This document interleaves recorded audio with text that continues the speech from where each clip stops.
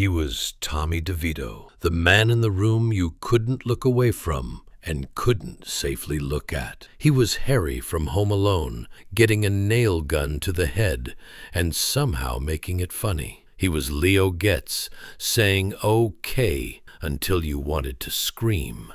And Vinnie Gambini, the Brooklyn lawyer who walked into an Alabama courtroom and won.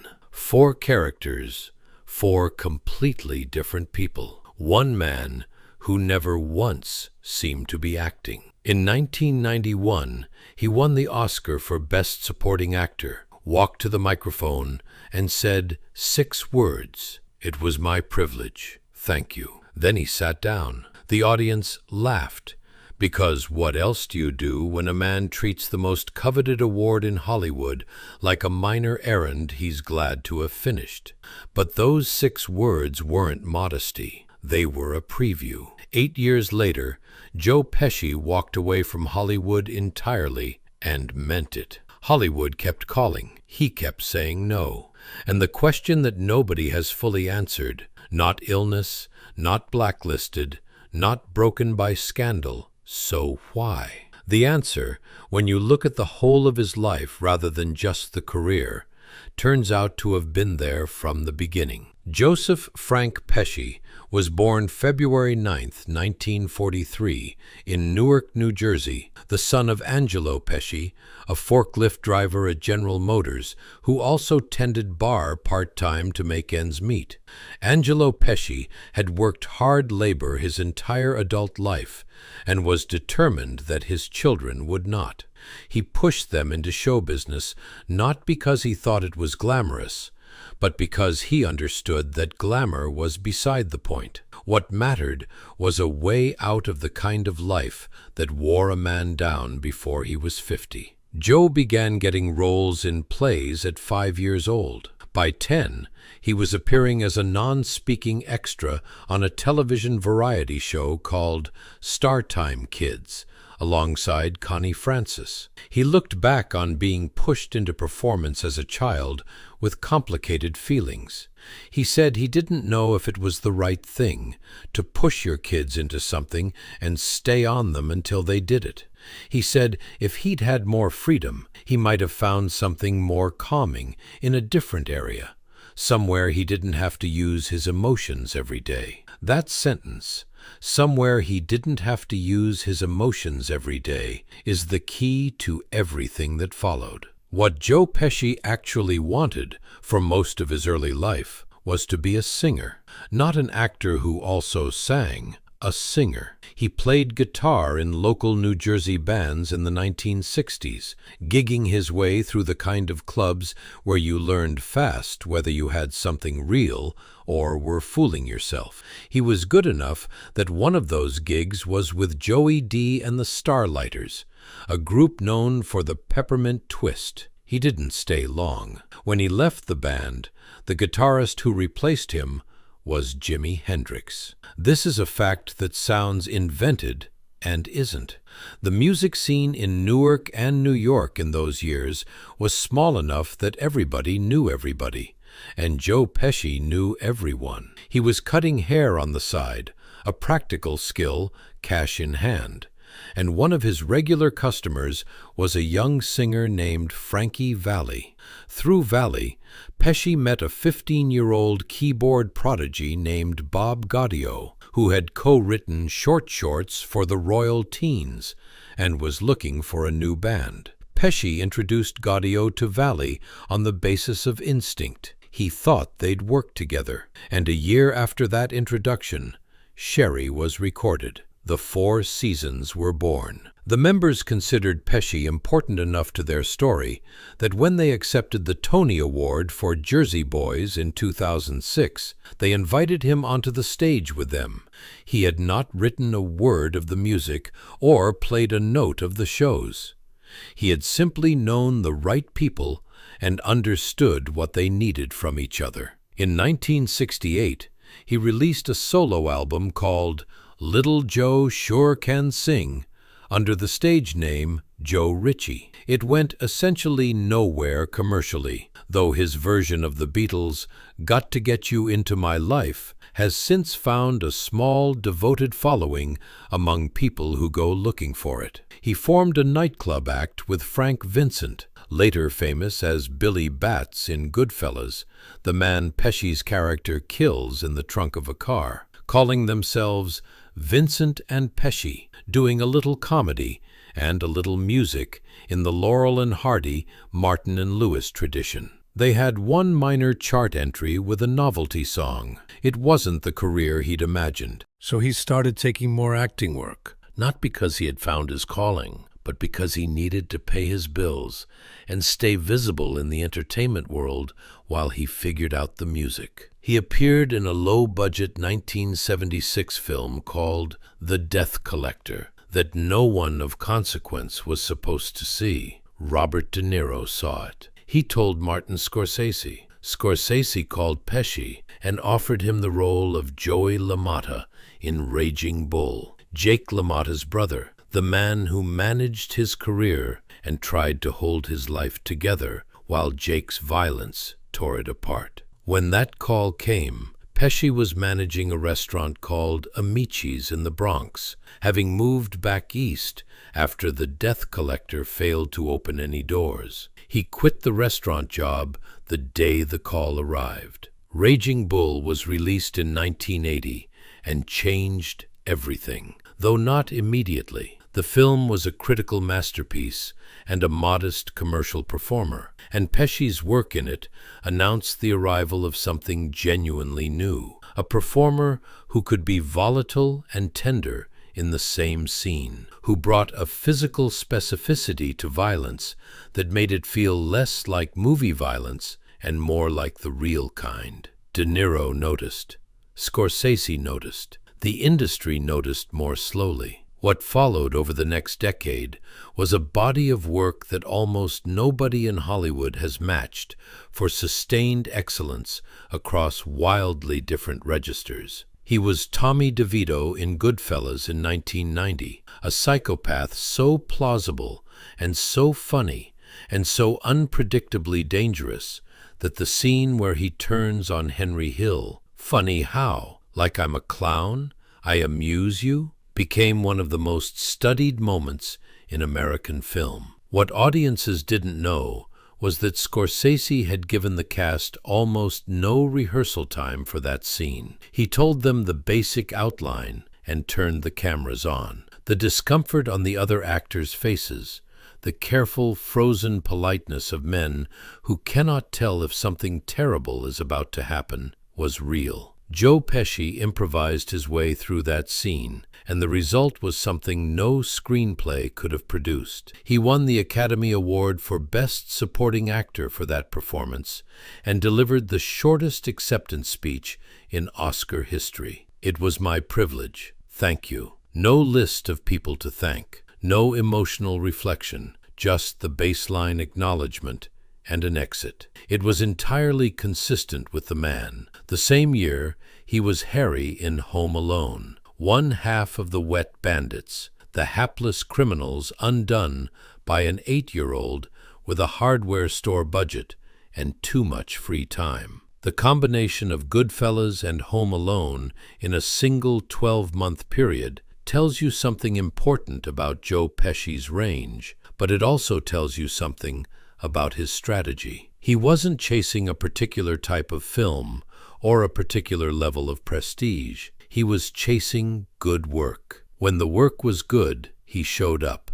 When it wasn't, he said so. Leo Getz came from Disneyland. Pesci has explained the origin story of his Lethal Weapon character in interviews, and it is as strange as everything else about him. He encountered a Disneyland cast member one afternoon while trying to find Fantasyland. The employee gave him directions in a specific manner, rapid fire, compulsively affirmative, saying, "Okay," approximately 6,000 times before arriving at the actual information. Pesci went home and built Leo Getz's entire speech pattern out of that encounter. The character was so distinctive and so genuinely funny that he was brought back for 3 sequels, originally intended as a one-film part. Not bad for a man's observation of a theme park employee. My Cousin Vinny in 1992 showed a different gear entirely. Broad comedy,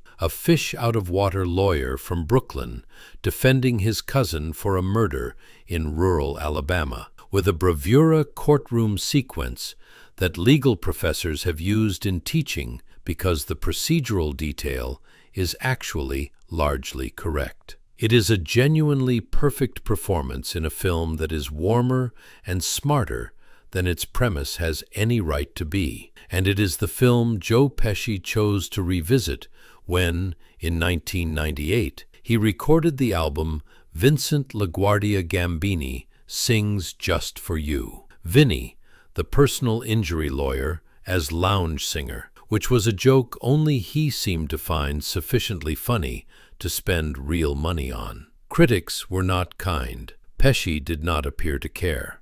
But something was shifting in those mid-1990s years, and it wasn't just the quality of the offers. Casino in 1995 was the last major film he made that deserved to stand alongside the best of his career. After that came 8 Heads in a Duffel Bag, and Gone Fishin', and Lethal Weapon 4, the last of which earned him a Razzie nomination. He had said it plainly to the New York Times in 1992, "I love to star in movies, but I want to have good roles. It doesn't help to get starring roles in something that's no good. I mean, that will just kill you." By 1999, what he was being offered was no longer the work he'd described as worth doing. He was not willing to do work that wasn't worth doing simply to stay visible, so he stopped.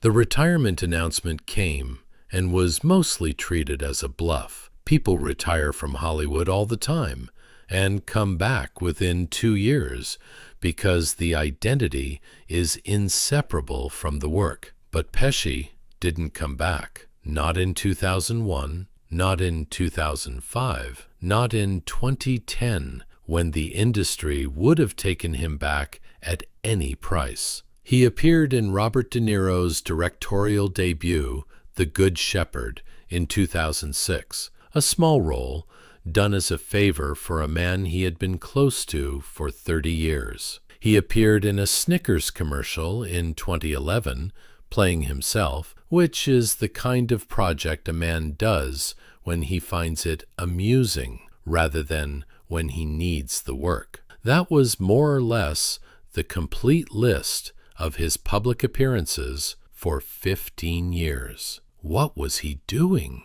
As much as anyone outside his circle knows, he was living. He bought property in Florida. He pursued the music that had always been the first love the acting career had interrupted. He was not, by any account, unhappy. He was not bitter. He was not waiting for the right offer. The legal complications of those years were real, but overstated in the coverage. The situation with Claudia Harrow, his ex-wife, was stranger. They had married in 1988, divorced in 1992, and remained close enough that when Harrow was charged in 2012 with hiring hitmen to kill Garrett Warren, the Hollywood stuntman she had married after Pesci, Joe Pesci posted her $1.25 million bail and appeared at her trial daily. He dressed in black. She brought a nun dressed in white. During preliminary hearings, a witness implied that Pesci had funded the contract. Police investigated thoroughly and found no evidence connecting him to anything. He was cleared completely. Harrow pleaded no contest and received a sentence of just over 12 years. Pesci never commented publicly. He returned to whatever he had been doing. Martin Scorsese had been developing The Irishman since the early 2000s. The project existed in that space where everyone knew it was happening and nothing ever seemed to move. Partly financing, partly logistics, partly the fact that Scorsese wanted De Niro and he wanted Pesci, and Pesci kept saying no. Not maybe, not let's discuss it, no. De Niro has described the process of getting Pesci to agree as requiring more effort than any other element of the production. Netflix's commitment of $105 million in 2017 finally created the conditions, the budget, the timeline, the creative control that Scorsese needed to make the film he had been trying to make for 15 years. And Pesci agreed. The Irishman was released in 2019. Pesci played Russell Bufalino, a mob boss of quiet authority and long memory, a man who communicated power not through rage, but through stillness. It was a different instrument than Tommy DeVito, where Tommy DeVito was a live wire, a thing that could go wrong at any moment. Russell Bufalino was a settled weight. The performance was precise and controlled and entirely unshowy, and it reminded everyone who had started to think of Joe Pesci primarily in terms of his 1990s work that the range had always been wider than the highlights suggested. He received an Academy Award nomination for Best Supporting Actor. He did not win. He did not appear especially troubled by this. He was 83 years old. He had been doing this, in one form or another, since he was 5. He had played guitar in a band whose replacement player became one of the most important musicians in history. He had introduced the men who built the Four Seasons. He had managed a Bronx restaurant between the film that should have made him famous and the phone call that finally did. He had delivered the shortest Oscar speech in the history of the ceremony. He had based one of his most beloved characters on a Disneyland employee's speech patterns. He had spent 20 years in retirement doing exactly what he wanted, returned for one film as a favor to people he genuinely loved, and delivered one of the best performances of a career full of them. The real reason Joe Pesci gave up Hollywood was not exhaustion, not disillusionment, not scandal, not age. It was that he had always known what he was there for, and by 1999, what Hollywood was offering was no longer it. He had said it himself 7 years before the retirement: good roles or nothing. When the good roles stopped arriving in sufficient number, he applied the logic he had stated plainly and walked away. That is not a tragedy. It is a man living according to his own stated principles, which is rarer in Hollywood than anywhere it should be common. The industry treated his departure as a loss, which it was. Pesci treated it as a decision, which it also was. He introduced Frankie Valli and Bob Gaudio because he understood music well enough